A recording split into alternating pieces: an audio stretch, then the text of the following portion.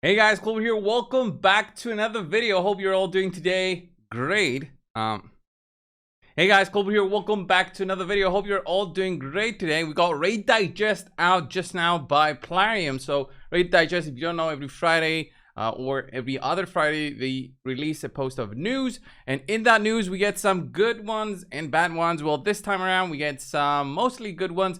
We have, of course, some bugs that are within the game right now, and Plarium has actually seen them and recognized them, and so they state that their intention is to fix them. So we'll go over everything, and there's some big news in the end regarding CVC, and it's good for the majority of players out there. We don't know the exact details, but I'll explain it as we go through. Let's get started. Boom, here's the Raid Digest for today, 14th of July. So how it starts, right? Raid Shadow Legends goes to the Epic Game Store. So this is really important, guys. Not so much about actually having Raid available to that, but maybe there will be some freebies available through playing Raid Shadow Legends if you got the Epic Game Store launcher as well. It's pretty weird because Plarium already has their own launcher, so I'm not sure what there is to mean for this one to be on the Epic Game Store. Epic Game Store, it's basically just available there for many players to have access to some games. The Epic Game Store also provides some free games. Usually, always, like every couple of days, they'll provide a free game. Not, you know, AAA games for the most part, but sometimes they will give out some good games that have been good in the past, like many years ago, such as I think I remember. I think one of the Hitman games was offered there for free, and many others. I don't really check it anymore.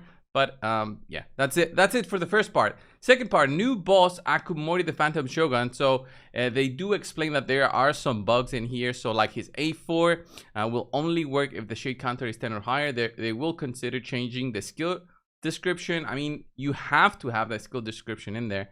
I'm not sure why they are even considering this.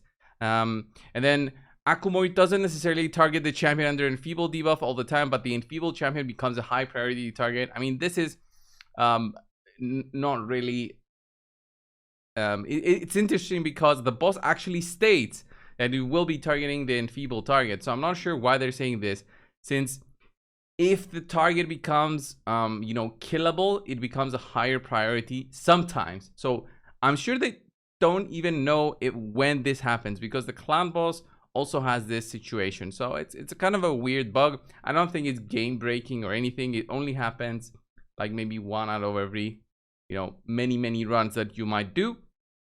There's a bug with Akumori's A2. The enfeebled debuff that he lands on a single target with his A2 or A3 cannot be removed. So how I think this is very important, because this is the first thing I ever tried when I was trying to make a video for the boss, right? So the enfeebled debuff not being resistible in terms of the transfer means you cannot make a high resist, high crit damage tanky champion, so that when that champion when the boss tries to spread around the enfeebled, the champion will just show resist, right? So that doesn't happen. So it's very interesting that they actually consider this. And I thought at the start, because enfeeble was a protected buff, that's how it worked, and it would be spreadable forever, so that you wouldn't be able to do the resist thing. So it's interesting that they basically state this, basically saying, yes, this will be like a strategy going forward.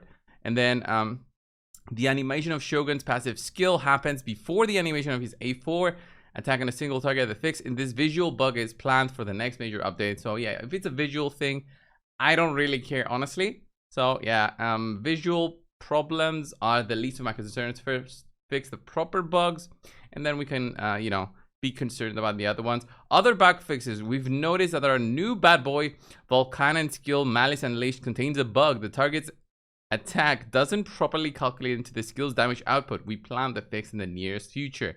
Interesting. This champion has like a you know, 15 pages worth of skills and descriptions and all that. So I wonder if that is just the only thing that he is bugged with, like the debuffs that he applies. Is it? Not sure how that works. Anyway, let's continue on to the big part of the news, guys. This is the big part. The important thing is new activities will start counting towards clan v clan tournaments. Starting from the next major update, you'll start receiving CVC points for the following updates: for the following activities: victories in the Sun Devil, Iron Twins, Phantom Shoguns, victories in Live Arena, obtaining perfect souls, ascending artifacts and accessories. What this tells me is basically if you are a whale, you'll get more points, because most of these activities are whale activities, to be honest, guys.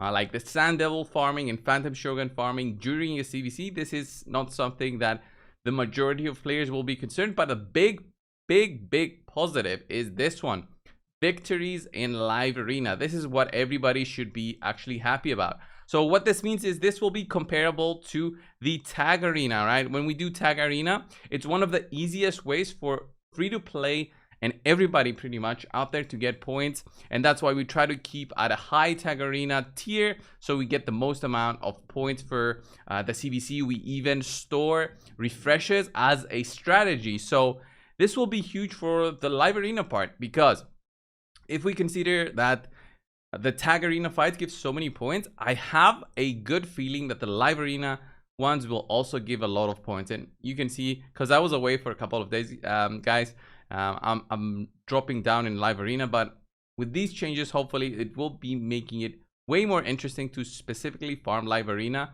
when there's these kind of added bonuses when you're farming, right? So the interesting thing though to note is this will not be available for us from Tuesday when there's a big CVC with personal rewards.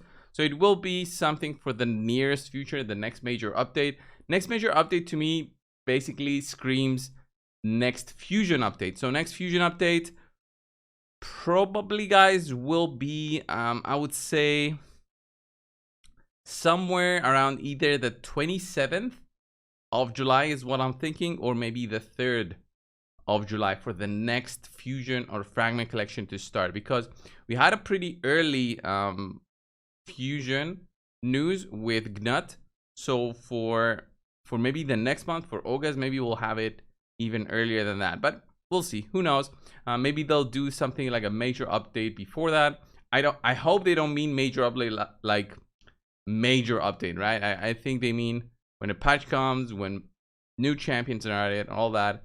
That's what they mean. So pretty big news. I think this is considered like a win. Obviously, these are things that you might have considered in the past doing, but thought, I don't get points for them, so what's the point?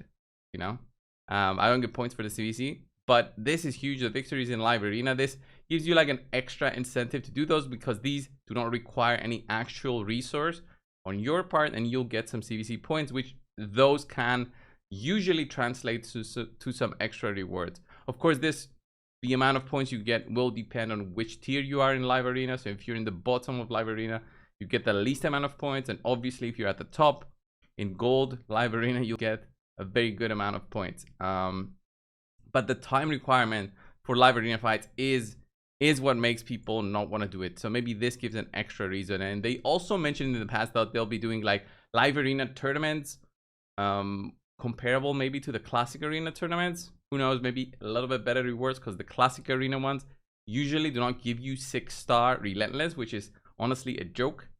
But yeah, with that being said, I think this is just the win.